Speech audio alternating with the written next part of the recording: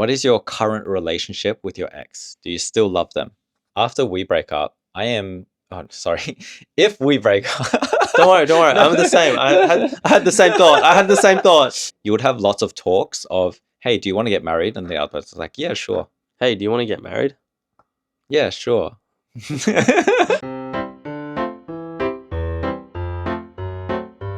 Bonjour. Bonjour, ça va? So this is a very sensitive topic. We love sensitive topic. And the topic is our past relationships. For me, my past relationships have made me who I am today. I've had like 5, 6. And most importantly, they've taught me things about myself that allow me to be where I am now. And to actually know what to look for in the current relationship that I'm in, which is why I'm with you in a way, because through my past relationships, I learned what was important to me, what wasn't, and ultimately realized when I'm looking for a long-term partner, what are the key characteristics that I should look for? What's your experience been like with exes? How many exes do you have? I think just one ex. That you'd actually consider an ex? Yeah. How do you define a relationship? There were some dates where it's like it was dating and then they thought I was in a relationship with them. Does that count as a relationship? And then I guess I had to do the breakup talk. I'm like, it's not you, it's me. That was really embarrassing. I feel like that is a relationship. That's a relationship. You have to break up. So on Facebook, you can change your relationship status. And I changed it from single to it's complicated. My definition of it's complicated was that it's a secret and it's with a guy. But he saw it as, oh, he's in a relationship with me.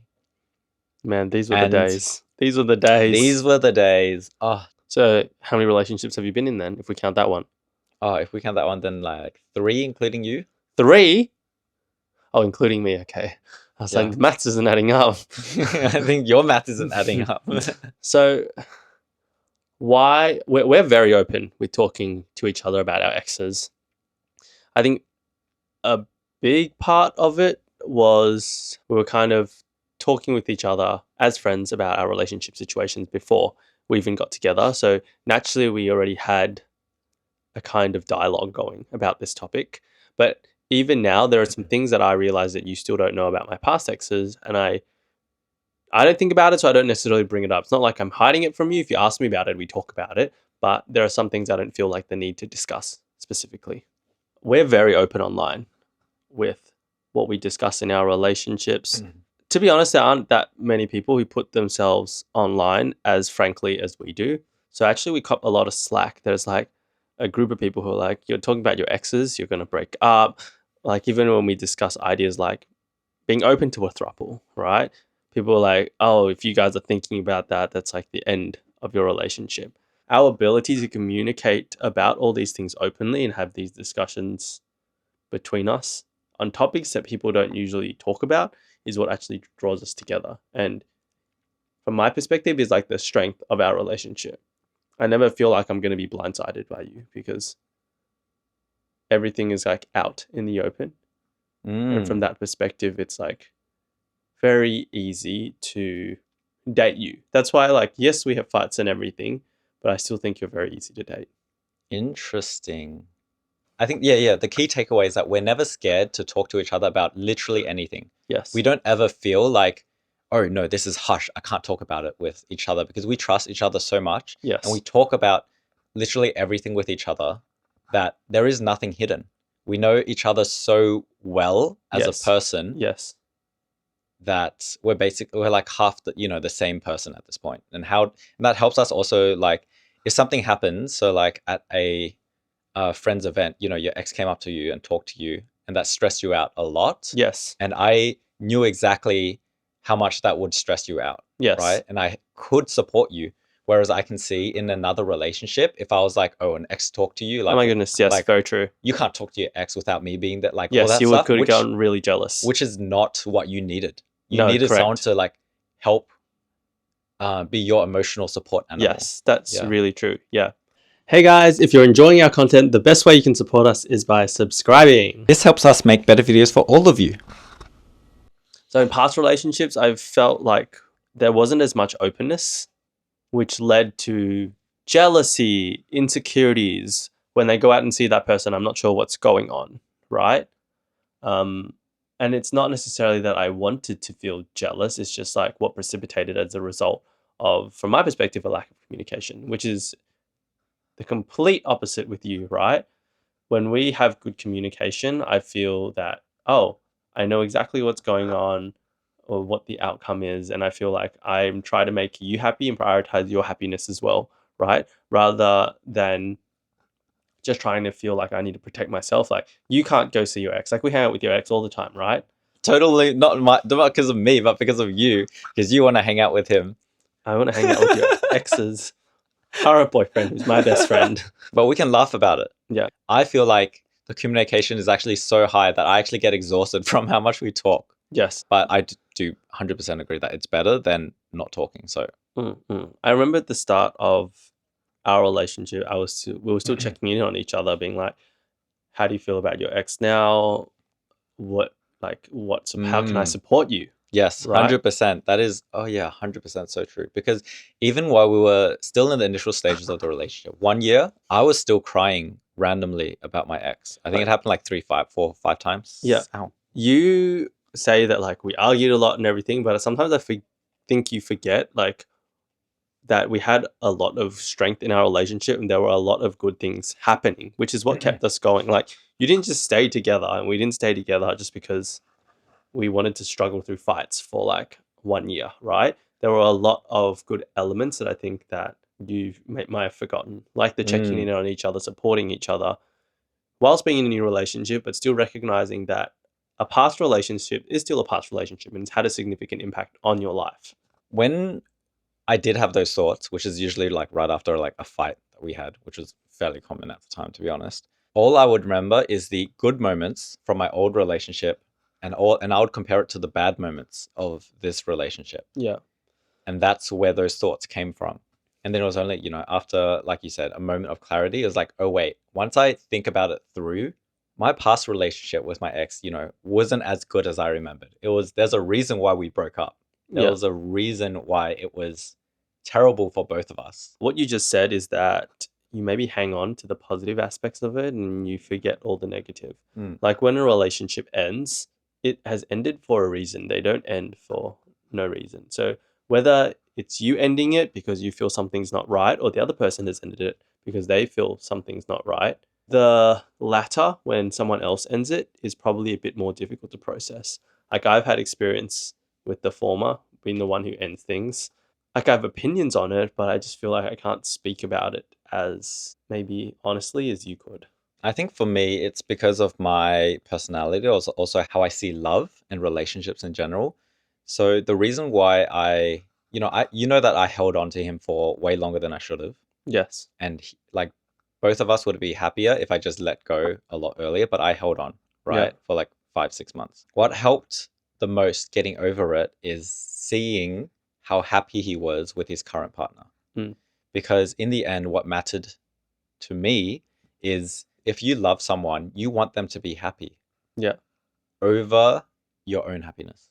When you're with someone, they're your center of the world for, so long. Yes.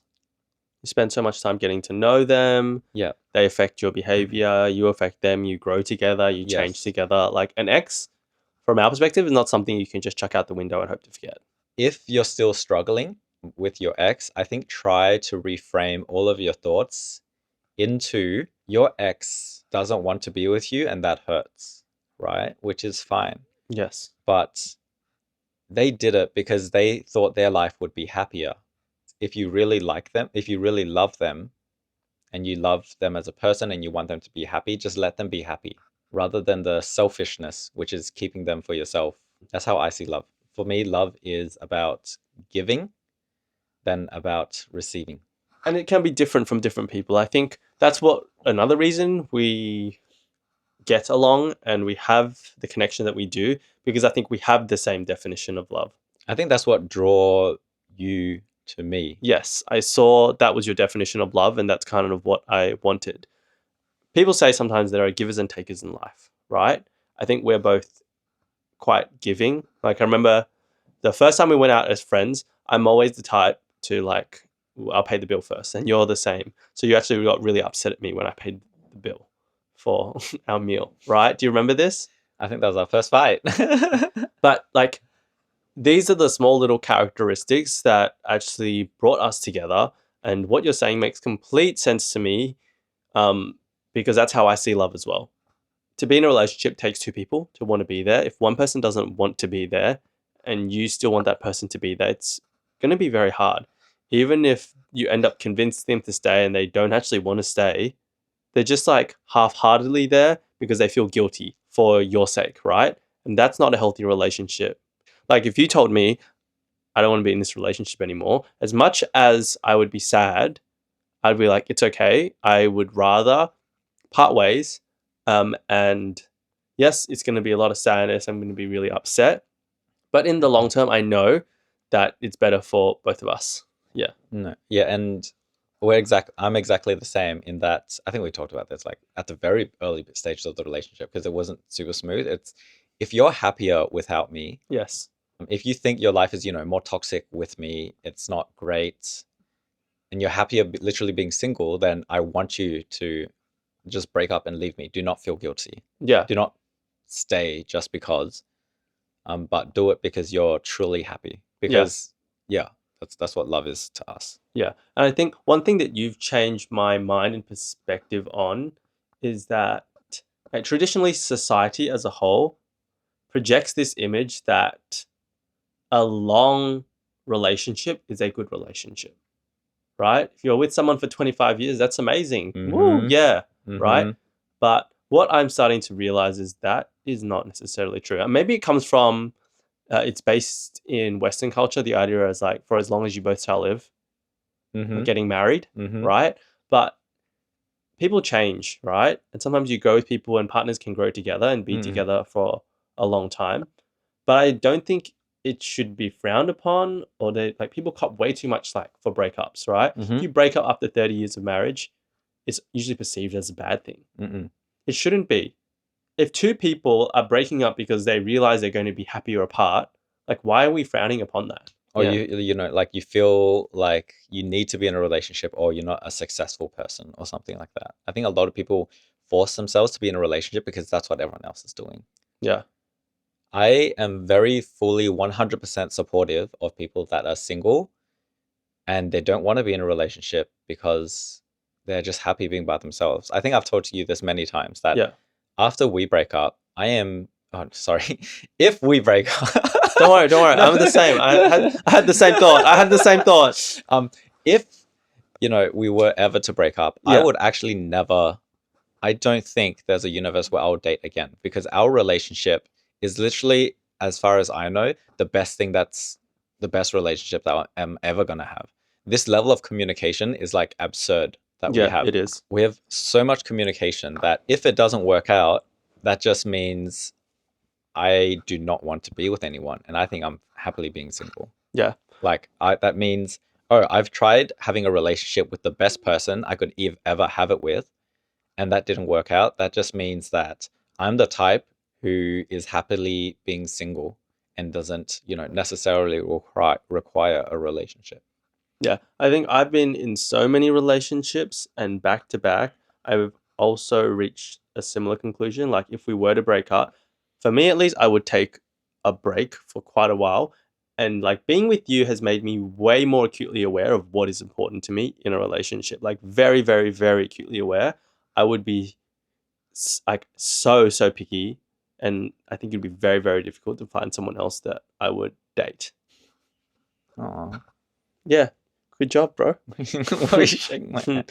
Guys, this guy hates physical contact. Who shakes the hand? What kind of relationship is this? There's lots of different types of exes. For me, I've like so many, I can talk about it. There's some that I don't talk to anymore.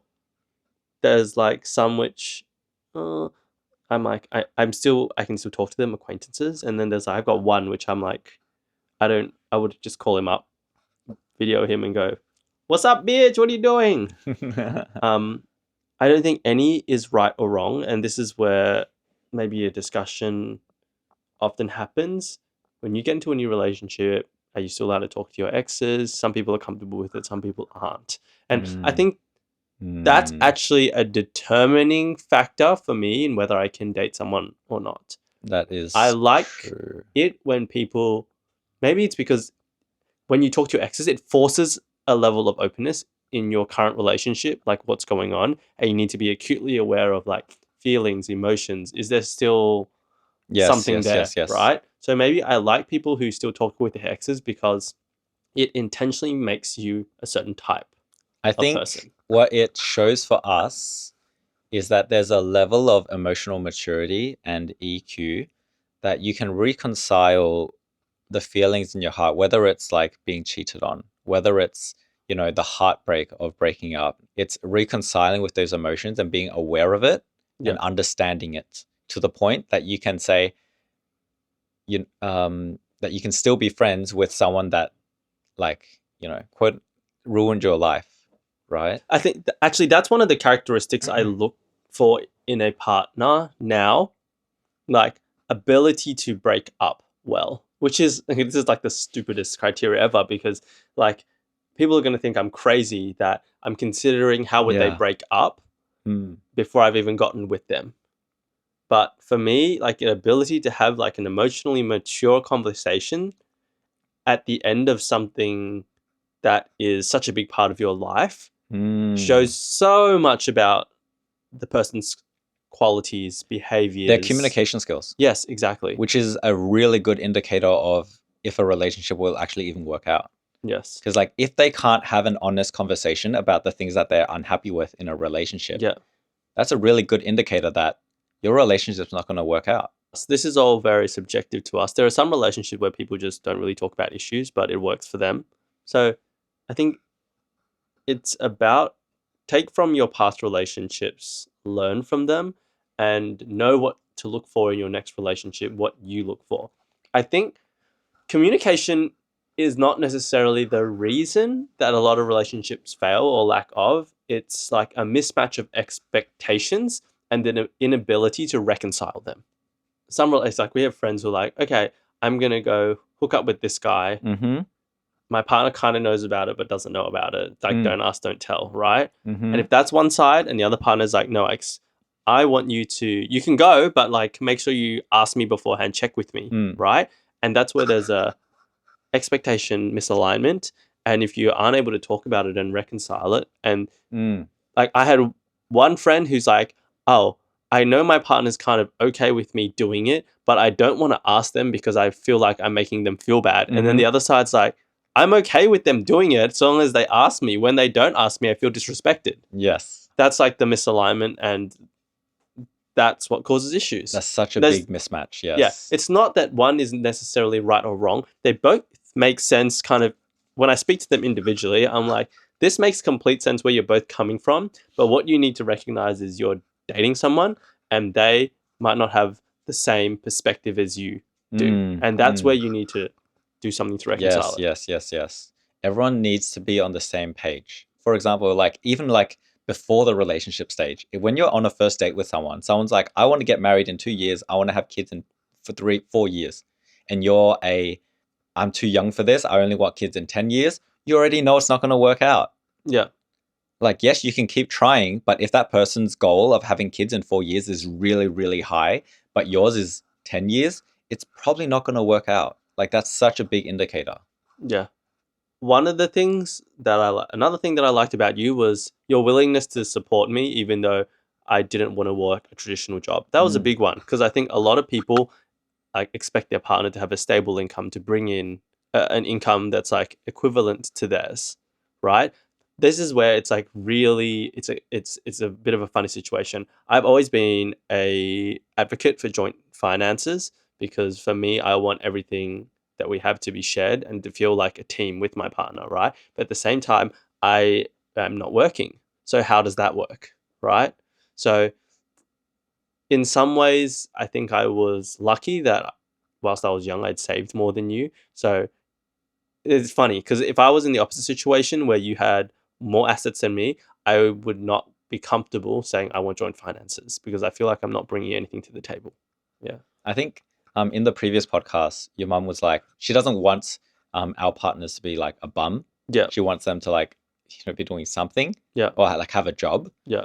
Specifically have a job. But for me, my definition of not be a bum was just as long as you're doing something, even if you don't have a main job, like you're pursuing something, that's all I care about. Even if like you were just trying to do art. Yeah. That would be fine for me. Yeah. Even like art makes probably like less money on average than like this YouTube stuff. But that would still be fine for me. Early on, maybe because of the coming out of my past relationships, I already knew what was missing.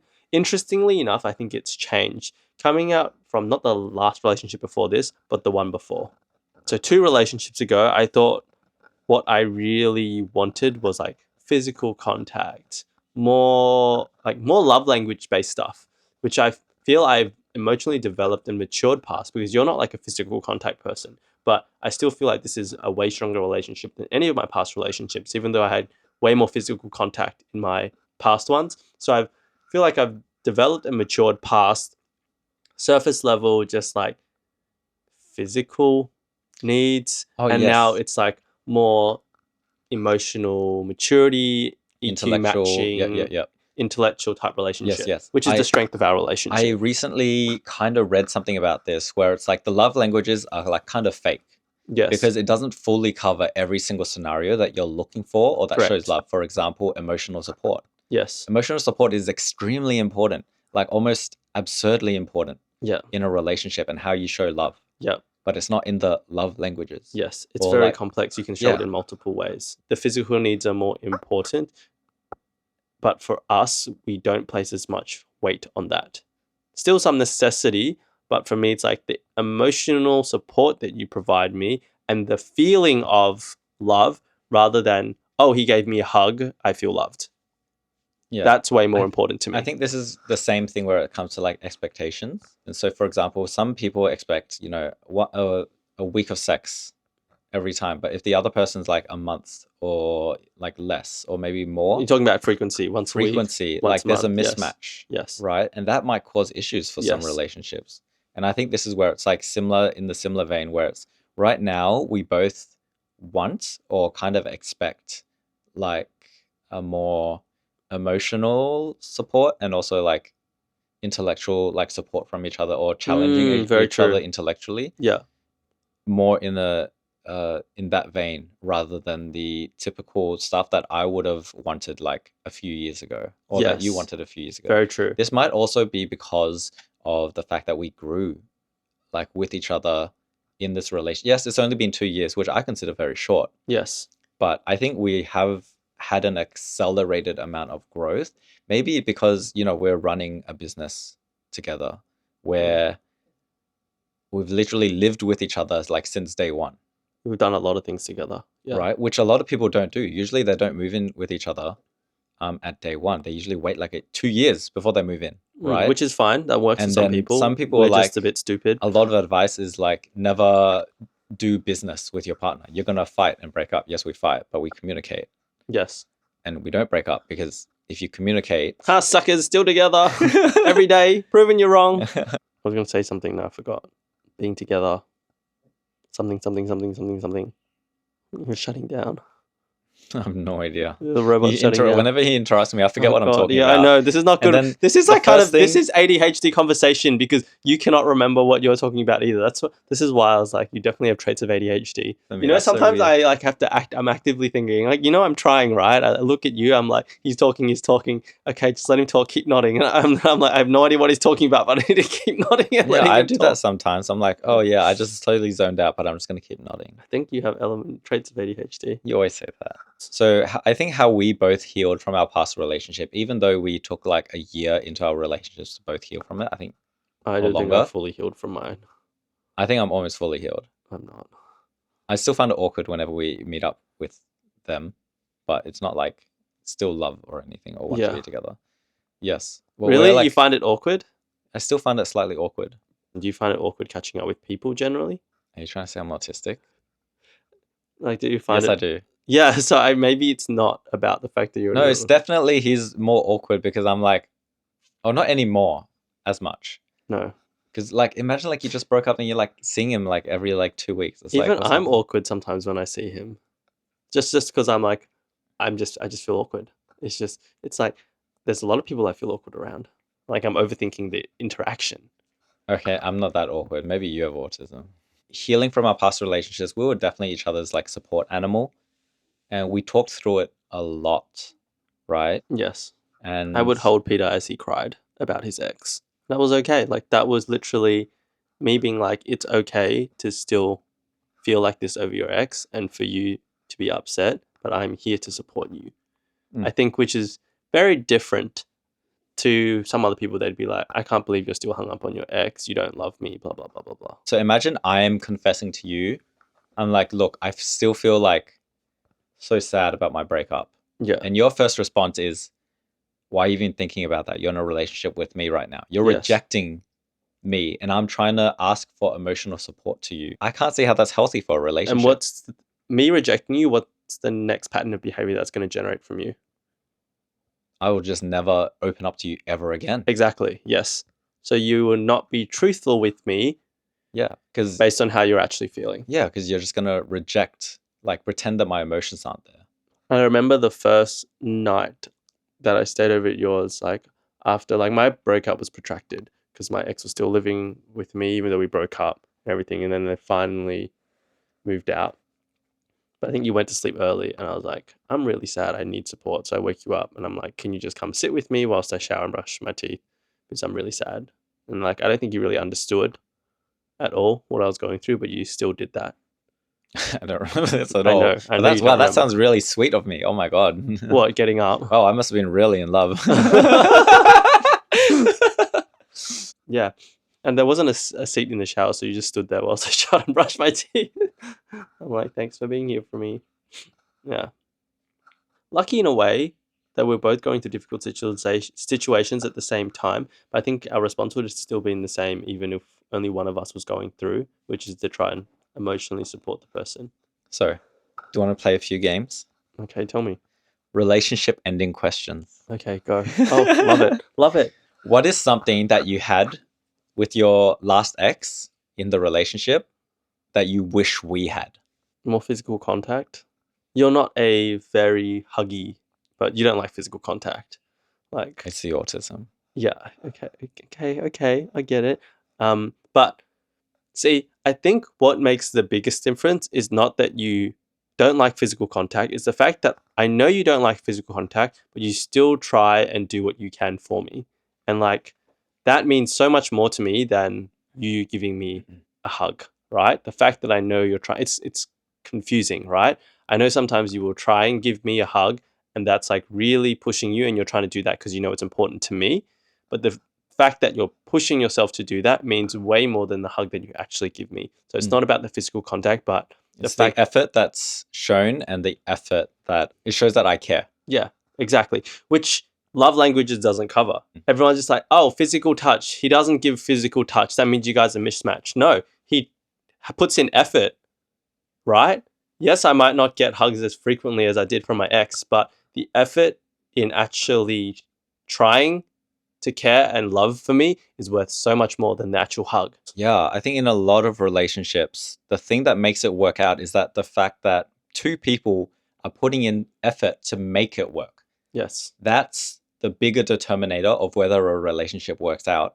Because even if you like match, like, you know, Aries and Pisces or whatever, even if they match, if two people don't want to be in a relationship, they're not going to be in a relationship. Exactly. Right? Yeah. But if two people both want to be in a relationship and they're willing to do whatever, yeah, they're willing to try their asses off, that's more likely going to work out until one person, you know, gives up. Oh, this is the question that we had last time. Is it about compatibility or commitment? Which one is more important? And I think our answer is commitment. I think like obviously it's a sliding scale. Sliding scale, yes. Commitment is definitely more than 50%. Yeah, if you have two people who are fully compatible, like you said, but don't want to commit to a relationship, that's not going to work. Yeah. But you can still technically make zero compatibility, but 100% commitment work. Like, I don't care if this person's not suited for me, I'm going to do it anyway. And if both people like that, damn, you have a relationship. Yeah, exactly. What about you? What do you wish we had in this relationship that you might have had in one of your past relationships? I think more joint hobbies. Hmm. My joint hobbies are I don't even know if I did this with my ex, to be honest. Oh, I used to watch a lot of TV shows with my ex, but also we played board games. We don't do any of that. No, we don't. I think we're currently trying to. You've recently shown a lot of interest, being like, okay, let's try to do something joint hobby. Yeah. Even though like the board games I'm into are very different to the board games you're into. Yeah. But like I said, it's like the effort of like, oh, you want to try. Yeah, I'm willing to try and figure out, learn how to play Spirit Island, which makes zero sense to me because you really love it. Yeah, I love that game. I think for me, it's the initial inertia of learning how to play it is the hardest part. If I can get past that, I will probably enjoy it because there is a level of intellect to playing the game and strategy. I don't mind that part. It's just the inertia of having to figure out how the game works. That makes sense because learning the rules takes forever. Yes, extremely complex. Like board games. And to start to think about like the interactions between different components of the game design, that is what is complex. And I get zero dopamine out of that because I'm like, I have to read. It's actually, it's basically you're studying for like half an hour to an hour. Things I'm willing to do for you. The things you do for love. Serenade me. Next question. What is your current relationship with your ex? Do you still love them? I feel like I still get stressed, anxious when I meet my ex because I felt like there was so much expectation on me in the relationship. And just this, it's just an uncomfortable feeling of I don't really feel like they care about my needs. So it's not a happy feeling. I still obviously care about them and want them to be happy. I still like love them in that sense, but I don't feel like I'm like comfortable. How about you? Don't love them in a brother way. Don't love them in a romantic way. Happy that they're in a happy relationship. They look a lot happier. Very minorly awkward, but it's weird because it's like, okay, what kind of relationship do I have with them? So they came over, they dropped off their dog, and I'm just in my underwear, right? And I just like walked in front of them in the underwear because I'm like, oh, it's fine. We're like, very comfortable with them. Tekky has seen me in my underwear as well as my ex, so it doesn't matter. You were fine with it. You're the one who wants to walk around in the underwear. I was more awkward with it in general. Oh, no, because I had to go wash the dog's paws, which is why I had to take off my pants. I don't think about these things. I'm just like, it doesn't matter. That's how comfortable we are. Like, for me, it was awkward enough. After, like, a few minutes, I was like, maybe I should put on a bathrobe. Whereas Tekky was like, he literally doesn't care. I'm like, I have to wash this dog's paws, and I'm not wearing my trackies into the shower. Yeah. So when our ex came, like, we're both just walking around in underwear. Relationship ending questions. Yes. If you had a chance to redo our relationship, what would you do differently? This is the dumbest question because I don't regret change the past, right? Do you regret asking me to do or letting me do this joint business venture with you? Would you have preferred doing it alone from the beginning? No, because I don't think I would have gotten to where we are now without you. I still think you're a massive pain in the ass, but like you are. Yeah. I think you recognize the pain in the ass that you are, but you can't really do anything about being a pain in the ass. I feel like I've grown a lot through our relationship. So, yeah, I can't really say there's anything I would change. I think what I look for in a partner is in some way, like we talk about like needs or Maslow's hierarchy, it's the higher level needs that I'm looking for, like intellectual stimulation rather than like security, right? And it's like your willingness to seek out new experiences. It's how we think about life, our approach to life together, and how we both have the same kind of definition of what love is, taking care of the other person. I think it's because we had very similar upbringings. That's like what brought us together. And also the fact that we had very, very similar values. Yeah. And that's what brought us together. And that's why we started dating. And then it was only after like, a few months in a year that we're like, oh, there's quite a few other differences. Yes. But because our core values were like very compatible, that's what helped us stick through. Because we're like, oh, yes, we do things differently, but I understand this person, this other person. I understand you. Like even being able to sit here with you now and chat about this stuff, like I'm internally reflecting and learning more about our relationship as we talk, which is not, I don't think I could have that with anyone else. So even at night when you go up early to sleep, like I've just gotten used to that, right? And some nights I'll be like, I wish I could spend more time with you. So that's why I'll climb up some nights and just be like, hello, it's me. You're on your phone. Hello, can I have a hug? It's me, your boyfriend. It's me. Give me your attention now. Okay, I'm taking this phone. And I just lie on you for like a minute. Okay, you can go back to your phone. I'm so okay with that because I think I feel so fulfilled in every other aspect of our relationship. Whereas previously in my old relationships, because I didn't have that level of connection and alignment, those maybe lower level needs, as I class them, were more important. In my head, I have a hierarchy of things that are important to me that I now realize. And it's like your bowl of love wasn't filled. yes, So you looked for other things to fill it up. I guess so, yeah. What would you change in our relationship if we were to go back and start again? Bruh? Again, we have exactly the same values where we don't regret anything that we've done in the past because everything happened for a reason. So even if I went back to the past, everything would still be exactly the same. Despite you being a massive pain in the ass. Because I really don't think there's anything that I would have changed. Yeah. Even if it's like, even if we went slower in the relationship, I don't think that would have helped. No. To reduce the fight. It just would have reduced the frequency, but not the. It would have protracted. The length would be protracted to just have them later on.